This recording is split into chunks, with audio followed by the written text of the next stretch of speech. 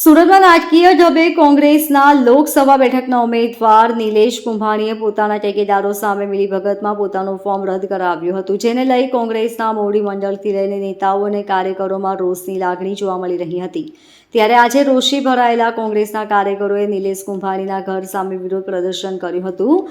જનતાનો ગદ્દાર અને લોકશાહીનો હથિયારો લખેલા બેનર સાથે કોંગ્રેસના કાર્યકરોએ વિરોધ નોંધાવ્યો હતો.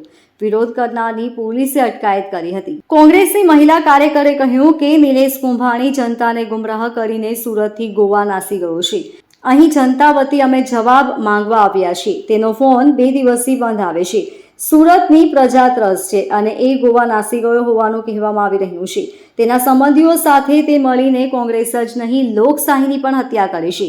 કુંભાણીએ મતદારો સાથે દ્રોહ કર્યો હોય. પૂર્વ કોર્પોરેટર દિનેશ સાવલિયાએ કહ્યું કે સુરતમાં લોકશાહીની હત્યા થઈ છે.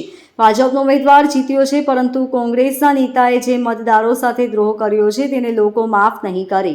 કોંગ્રેસે વિશ્વાસ રાખીને ટિકિટ આપી તેને વિશ્વાસઘાત કર્યો છે, ત્યારે અમે જવાબ લેવા માટે ગદ્દારના ઘરે આવ્યા છીએ. નિલેશ કુંભાણીના ઘરે તાળા મારેલા છે. નિલેશ કુંભાણી ફોર્મ રદ થઈ ગયા બાદ હાઈકોર્ટ કે અન્ય કોઈ પગલાં ભરવાની જગ્યાએ ગુમ થઈ ગયા છે. ત્યારે આજે કોંગ્રેસના કાર્યકર્તાઓ અને નેતાઓ તેમના ઘરે તાળા જોયા હતા, જેથી તેમના ઘરની બહાર જ બેનર ચોંટાડ્યા હતા, તેમજ તેમના ઘરની આસપાસ પણ નારેબાજી કરી હતી, જેથી પોલીસે કોંગ્રેસી કાર્યકરની અટકાયત કરી હતી. Bureau report LK star news, Surat.